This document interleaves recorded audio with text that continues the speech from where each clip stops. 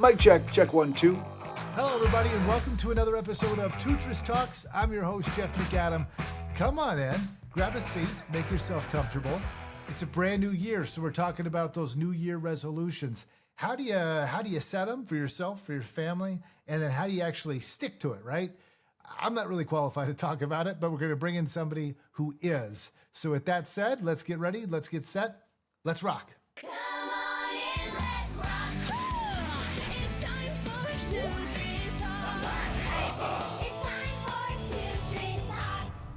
Here with me to discuss is parenting author and mom of 6, Julie Cole. Julie Cole. Julie Cole. Julie Cole. My name is Julie Cole, and I'm the co-founder of Mabel's Labels, a parenting blogger, and a mom of 6. All right, you just heard a little bit about her right there. She is an entrepreneur. She's become a go-to voice in parenting, and in part because she's a mother of 6.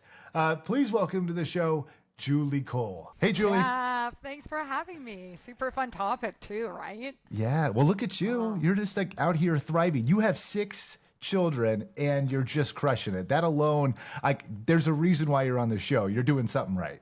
Well, you know, we all get by, right? It's actually, I do laugh, Jeff, sometimes when people are like, oh my God, how do you do it? And I'm like, before we get too excited and all the congratulations, let's just see how these 6 kids turn out, shall we? Well, you told me before we jumped on Yeah. here, 5 of them are in college, so they're Yeah, doing they're well. good. Yeah, You they're might be good. They're a broke. great bunch. Oh, tell me about it. Yeah, it's a finance era for sure. But no, they're a great bunch. And now the youngest is 16 in high school. So it's, and everybody's home for the holidays. So it's a bit of, shenanigans galore. That's amazing. Well, as we talked about this year, brand new year, 2026. And if parents that are listening right now, if they're anything like me, you may set goals. You may have great ambition, but very seldom do we follow through on them. And with that in mind, I want to pull up the first question on the screen here. What are some good parenting resolutions to bring into 2026? Maybe also let me add a little caveat here. What are some realistic goals to bring into 2026? Well, I think that's an important caveat because I think, in a way, we suffer enough. Like, we're surviving. Isn't that enough? Like, now putting all these big lofty goals in front of us can feel a little bit daunting. And I think we are kind of in survival mode. That being said, I think it's okay to have a few things to work towards this year, but again, make them manageable. Don't just do them for the sake of doing them. Like, don't be like, oh, I'm going to the gym, or like, as far as parenting goes, I think there's a few things worth thinking about if you're talking resolutions for parents. I think a very important one is say goodbye to the parent guilt. And I think that's an important one for a couple of reasons. It doesn't serve you. It doesn't actually improve things. It's not proactive. You lying in bed and feeling guilty about the way you spoke to your kid or the way you dealt with something is pointless, and it's not proactive, as I said. So I think the important thing to do here is to, rather than deal with parental guilt, deal with it at the time. You do something, you don't like how you respond, you think you could have done it better, say that. Tell your child, hey, you know what? I think I overreacted there. Next time I would do it this way. So take your lesson, learn from it, and move on. One of our family core values is be quick to forgive, and that's also be quick to forgive yourself as well. Again, it allows you to move on. The bonus with that is that you end up having kids who also are not embarrassed to apologize. There's no shame in that game. So when they make a mistake, they're okay with saying, hey, I think I messed that up. I'm going to do better next time, and this is how I'm going to do it. And I find the other bonus to that is I end up with kids who are truthful with me because they don't feel like they have to lie, because they don't. I always say with kids, if they lie, why are they feeling they can't tell us the truth? We have to look at ourselves for that. So number 1, Jeff, I'm saying goodbye to the parental guilt. No point. Bye-bye for 2026. I like that. Yeah. Go ahead. Yeah, I could tell there was an ellipses there. Keep going. Yeah. I think also, I think it's okay to do something for yourself. I think parents do a lot of giving for many years. I mean, when I had these 6 kids born within, 9 years of each other, my hobbies included driving kids to ballet, and my daddy-o, his hobbies included taking out the garbage. We never did anything for ourselves. We didn't have a lot of capacity for it, quite honestly. But we do now. So it's okay for us to take some time for ourselves. If you want to play golf with the buddies once in a while, that's all right. If you want to have a girls' night out, if you want to start doing hot yoga, if you want to do something for yourself, that's okay. Carve it out. Whatever you feel you need, you do deserve that. I think another really good resolution is to make sure you're creating good boundaries, right? So, for me, I feel like I say no when it's important, and usually it's more like a boundary. So, if a kid comes home and is like, I need a bunch of cupcakes for school tomorrow. I basically laugh and say, are you new here? Because it's never going to happen. You can't tell me the day before, right? Like you have to give me more notice of that. So our no's are our boundaries. Don't be afraid to create some of those. And they're very important. They're very important because as I say in my house, at work, everywhere, is your lack of planning does not constitute my emergency. And for my own mental health, along with the boundaries too, I'm very careful about the hills I pick to die on. Am I going to die on the hill of making sure my kids have a perfect dinner every night, that the house is impeccable? No. So my New Year's resolution is to really not sweat the small stuff, because a lot of that stuff really, really doesn't matter. And that can be hard for parents, right? Yeah, that can be a tough one. And I think that whole, and that what falls in with that is that whole comparing. And if you can go into the new year reminding yourself that comparison is the thief of joy. You don't have to be like every family. Your family is yours. It's unique. And you might need to curate your social media feeds. Maybe you don't follow people who make you feel like you're a terrible parent. Maybe you don't follow people on Instagram whose kids are always wearing white and never spill on them. Like, who are these people? And you must remember that you're only seeing the highlight reels. So remember that comparing yourself to people's highlights reels, it's just not realistic. And Jeff, you're in the thick of it, right? Like you've got little kids. You're in the thick of it. And it's hard for parents not to use, the way their kids look, the way their kids act as a report card and to yourselves, and don't do that. My last thing I'm going to say for parental resolutions is, and I think this is an important one, is I actually don't complain. And I think trying to complain less is good for a lot of reasons. Our brains look for proof of what's true. So if we complain about something and we take a negative spin, it's always looking for proof for that so we can turn that. But the good thing is the opposite is true as well. And again, the proactive piece, complaining doesn't actually lead to something getting better. So I don't say, oh gosh, I'm really tired, and a bed appears and a nap fairy, right? So if I'm really tired, rather than complaining about it, maybe I should do something. Maybe less scrolling at night. Maybe go to bed half an hour earlier. Do something about it. And the bonus for this, because as you've probably figured out, Jeff, this parenting gig is a role modeling gig. And if you're a complainer, your kids are going to be complainers and they're going to be whiny, and nobody wants that. So model the behavior you want to see in your kids. And I think complaining is one of those that you don't want to see. Be more proactive. That's a tough one too, because you think you're right. There's a fine line, because I think it's important to remember too that if there's something that's on your mind, it's good not to bottle it up. Don't let it build. But there's a fine line maybe between expressing how you feel and just finding anything to complain about in general. Absolutely, Jeff. And I do think, I will give the caveat of that is like, this is not about toxic positivity. You could have a good old vent. You can, air the grievances around the Festivus tree, do those things, do them in a productive way. But just to be rambling on, complaining about things and always seeing the negative is not helpful for anyone. Great points. I like it. I'm going to move on to question 2 here, Julie. Okay. I'll let you take a drink. Get you set for the next 2. So what are some, that's good. What are some good family goals, and what is the best way to set them? So this is the family unit. So not just me individually as a parent, maybe not just for our kids, but holistically, the holistic approach. So let's look at the family, and then let's look at the kids a little bit too. So if we're looking at the family, I think the way you need to set them is together, because that's the only way you get buy-in, right? Like that's the only way you get skin in the game is if they've helped create them. So you may want to, maybe one of the first things you want to do is set out, what are your family core values? what's something that we all agree on? Something I mentioned earlier about how one of ours is be quick to forgive. With such a big family, we can't be holding grudges. We need to learn from our mistakes. We need to talk about things, and we need to move on. And I'm willing to bet most of my kids, probably all my kids, couldn't say something that their siblings done that's really, really hurt them, because we do the repairing, right? So you might want to think about setting your core values as a family, and it could be something like, we're all a part of our community. So then you might go to that and think, okay, what's a good family goal around that? Maybe our family should volunteer once a month.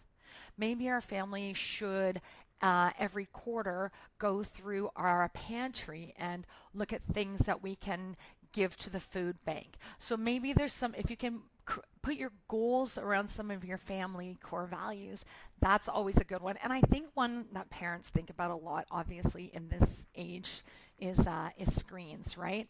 So again, that's something that you need to do with the kids, because if I just say, all right, kids, I don't want any screens after 9 o'clock, put all your phones here, or turn the but if you say to them, okay, what do you guys think is a reasonable time for us to put the iPads down? Or what do you think is a reasonable, and they say, well, I would like to go on the iPad between 7 and 7:30. You're like, I can buy into that. Let's put that down as one of our goals. We're only going to do half an hour of iPad. And then, so you have to do it together to get that buy-in. And you might want to do some fun screen time. You might be like, every Friday night is family movie night, and we take turns of who picks the movie and do something like that. So that could be a family goal. Family time is another important one that I see a lot of families wanting to do. So it could be, let our family do something. Why don't we set as a goal that we learn something new together? So maybe we take up, I don't know, curling, roller derby, whatever it is. Why don't you learn something new together? It can be a language. It can be, you all read the same book. When the kids are a little bit older, that's, joining them in their interests is really important as well. So I think if you can set things around like exercise, trying new things, being adventurous, and doing something around your core values, all together, then you're going to have a lot more success. Now, the kids themselves might even have their own goals, and you might even sit down with them, in early January and be like, okay, let's talk about your goals. Maybe we can get some journals. Maybe we can do a vision board of what you think you want to get done this year. And these goals can be around academics. They can be around a new sport. It can be around leadership. Maybe they want to get a special badge at Cubs they want to work towards. But whatever it is, make sure then that you as the parent are supporting their goals. So, often with parents, gosh, we're the worst. Sometimes what we do is we project our goals onto our kids, right? So, if I'm a failed ballet dancer, I'm putting my kids in ballet, right? So make sure you don't. Let them try different things. Let them do what interests them. I had a kid who was really into bird watching, okay? So birding was their thing. And what that meant for me was I had to get up at 6 a.m. on Saturday mornings and drive them to this place where they would do bird banding. It was a really big commitment, and it didn't get the glory of getting a solo at the ballet recital or getting, on the AAA hockey team.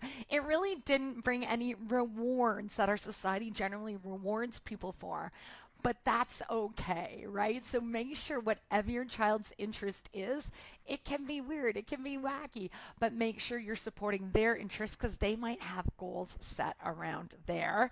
The other thing too is just be careful not to let project gender ideas onto goals. So don't, I see this all the time. Somebody will have 2 boys and 2 girls, and the boys are in hockey and the girls are in dance. My 3 girls did hockey too, and my 3 boys did dance too. You can put everybody in everything, and just make sure that you're very aware of not falling into stereotypes when it's goal setting, and really listening to your kids and letting them do what they want to do and supporting them. I really like the analogy of your son that was into bird watching. For a moment, actually thought our son was getting into that. Turned out to be a red herring. That's a bad joke. Sorry. That should be my New Year's resolution. I've been working on that for about 30 years. No more bad dad jokes. No, that's really interesting. Growing up, we always had sticker charts at my household, like when I was a kid. And so these sticker charts would take like a month to get to the end, but it was a goal that we were all working toward as a family. And really successful. I haven't had as much success with my kids, but they're 4 and 5, so it's still early. Yeah, they're little still. And that's the thing too, Jeff, like you really got to be age appropriate with these goals, right? Sure. You have to think about where your kids are at and what will work. And also, I mean, I do love the sticker stuff too, but again, make sure you're careful for what you're rewarding, right? So are we rewarding our kids when they get A's, or are we rewarding our kids when they have worked really hard on a project? You know, Yeah. what are we really, because that stuff's the most important. When we reward or praise, you know, hard work, working cooperatively, and those are the skills that actually are going to get them further in life and make them and make them have better self-esteem, which again, at the end of the day, like I'm at kind of the other end of this. I'm telling you, you just want your kids to be happy, because we are only as happy as our least happy child. Good point. And it reminds me a little bit of that, what is it, that growth mindset, where it's not so much the outcome, it's what it took to get to that. Exactly. Yeah, no, that's great. Okay, question number 3. So in the new year, how can we reset our schedules to set everybody up for success? You've been through it, so you know it better than anybody, especially with 6. Yeah, with 6 So- of them. And also, you know, I have a couple neurospicy kids. My oldest child is on the autism spectrum. So a lot of visual boards and things like that really helped with his executive functioning. And a lot of kids have problems with executive functioning. When I say that, I mean, you know, organization, time management. So our mornings were very hectic. So I would suggest parents, you know, rather than in that morning starting your day off being like the nagging dragon, have you packed your lunch? Have you put this in? Have you done, and you have your gym clothes? I always had a visual board, and it was called the Ready, Set, Go board. Each child had one. And they had a little magnet, and when they completed what they had to do, they moved it over.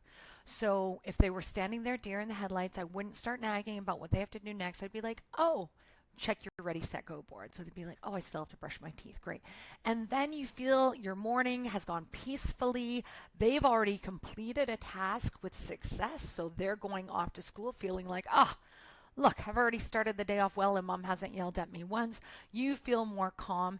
And then also, I am a big fan of the natural consequences. So, you know what? If they don't remember something, you don't need to swoop in and rescue them. You don't need to bring the gym clothes. It's okay for them to sit on the bench that day. And that way they will learn that I better remember my gym clothes. And, you know, I feel bad if they forget their gym clothes, but I won't bring it to them, but I will help them set up systems so that they will remember going forward. So I think helping them put systems in place is a really good thing. And from a parental perspective, I had a 1-month meal plan, and it was hanging up, and it was basically, you know, a meal plan for the month. And that was so good for so many reasons. One was that my shopping was efficient. I didn't end up throwing out food when you're feeding. You know, the price of groceries, Jeff, these days, right? And you want to make sure that you're planning effectively. And also, I didn't have to say, here, what's for dinner 3,000 times a day. Well, 6 times a day. They would just go to the board. And then you could also, and check it there. And then I could make it so that like Wednesdays, say Wednesdays we had 3 kids with hockey. We had 2 kids who had to be at dance or lacrosse, whatever. So I would always make sure Wednesdays would be like breakfast for dinner, or, you know, something really soup and salad or something like that. So we made sure that we, you know, had our meals suiting our lifestyle as well. So having like all those visuals, that, and we also had the extracurricular board, the whiteboard, and all the activities were color coordinated. It was a machine. Our house was like a well-oiled machine. But I think if you want to go into the year being organized, having these visuals, I mean, you said you grew up with sticker charts. Those visuals kids really respond to, especially if you have pre-readers. You can use pictures. You can, you know, so there are ways to do that so that you don't feel like you're nagging, so that you feel organized and the kids have some control. Even with the meal plan, we did that as a family. So the kids have they contribute. And again, when they contribute, they're more likely to eat it. They're more likely to feel engaged, and they feel like they have choices, but they really don't. They just think they do. And by the way, in case you're seeing my green nail polish, that was my daughter yesterday, and I realized it about 5 minutes before we went on that I don't know where the nail polish remover is. So we're just, or the temporary tats that she put on me. Can I ask, Julie, did you grow up with a lot of structure and organization with your parents? Well, it was sort of different times. There were four of us. My mom stayed home with us until we were old enough, and then she went back to teaching. My parents were teachers, so I will say it was really nice being raised by educators. They seemed to really understand. I think one of the privileges we don't talk about enough, we talk about things like, having access to things, but being raised by parents who can self-regulate is a privilege nobody talks about. And that is something like I was raised with. So that gave a lot of, so I always felt secure. I always felt structured. And I did work better within those systems. We didn't have charts or anything, but we are also very neurotypical. I mean, I brought in the charts. The thing is, with my kiddo with autism, so I started parenting a certain way and bringing in these things, and they have been so helpful with all of my kids, regardless of like where they are at. So it was an interesting parenting lesson I learned by having my first child with autism. Well, and that's an interesting answer because it's not at all what I was. It's not what I was hoping for. Because I actually I'm the same as you. My dad was but my dad was overly structured. So it was like, I mean, he had like, I mean, if he's listening at some point, Dad, I love you. But he had like the legal notepad out, and he would, by a ruler, 7 days of the week, and little yellow sticky tabs. When he put 3 tasks on each one, as he gets something done, he'd take the yellow tag off, and boom, boom, and put a new one on if he needed to. And we'd have locker inspections like once every 2 or 3 months at my school. And it got to the point though where I became the opposite of that. Right. I was like, nah. If I cannot, anytime that I get through that, now I know I have like a month to just relax and just not. Absolutely. And I think you bring a really good point, because if you go overboard, again, don't involve them in that process. And again, hills you want to die on, right? Like, do you want everything to be so structured, or do you want to be able to be like, hey, we have nothing on tonight? I say to parents all the time, paper routes are as good for kids as, AAA hockey, and kids can, play sports with kids in their own town. Because we know, even from, a very long Harvard study that was like 70 years and still ongoing, shows us that kids who do chores have better outcomes than kids who don't have chores. So, I mean, we don't actually have to do too much with our kids. If you're worrying about your parenting, I'm sure you're probably just fine.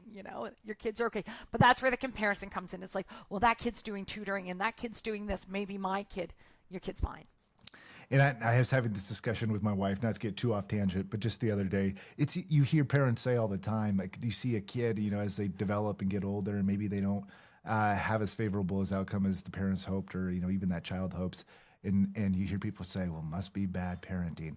And I've always said, every child is different. Every parent is different. Every circumstance is different. And even how the circumstances you're born into there's so many things at play. So I think, to your point, there's a lot of grace that has to come along with it. All you can do is the best you can do. That's all we got. That's all we got is the best we can do, and we can't worry so much about how it looks and how people judge, and we just have to do our best. And you know what? It goes fast. Enjoy it, because it is literally a blink of the eye. Well, I love it. Thank you for sharing some of these tips. We'll know that I don't think I can remember a single resolution that I've stuck with over the last 10 years. I don't know if I should be admitting that, but if I could set one now based off of these, then we'll know we got to have you back on next year because you're doing it right. So I'm going to check in on you, Jeff. That sounds great. Julie, thank you so much for being a part of the show. Of course, such a pleasure. Happy New Year. Come on in, let's rock. It's time for 2 Trees Talk.